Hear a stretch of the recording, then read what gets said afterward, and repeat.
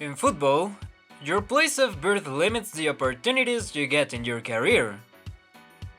However, there are some cases of players who don't even remember the country where they were born. Buduburam is a refugee camp in Ghana. That's where the parents of Alphonso Davies were living, fleeing the civil war in Liberia when Alphonso was born there in the year 2000.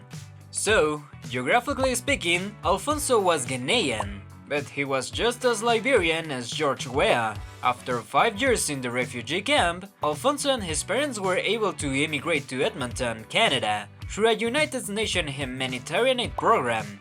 When Alphonso made his professional debut with Vancouver at just 15 years old, he did so as a foreign player, since his Canadian passport wasn't granted to him until 2017. One he first used months later when he moved to Munich to sign for Bayern.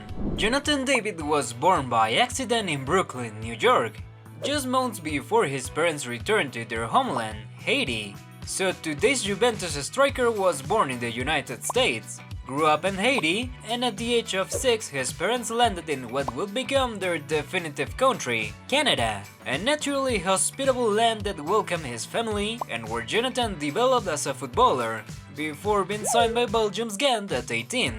Fikayo Tomori, thankfully known by the much shorter Fikayo Tomori, was born in Calgary, Canada. That's where his parents, both Nigerian nationals, were living at the time, but Canada didn't suit them. Maybe it was too cold, or maybe there wasn't enough of a Nigerian community. So when Fikayo was still a baby, they immigrated again, this time to England, where they settled for good. And that's globalization in action.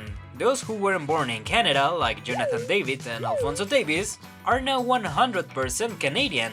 On the other hand, others like England's Fikayo Tomori or Morocco's Yassine Bano were born in Canada, but aren't Canadian at all. The goalkeeper's mother gave birth to him 34 years ago in Montreal, where his refined and elegant father was working as an engineering professor. They were doing well, but they missed Morocco and returned home when little Yassine was just 2 yeyears old, just in time to prevent him from becoming an ice hockey goalie.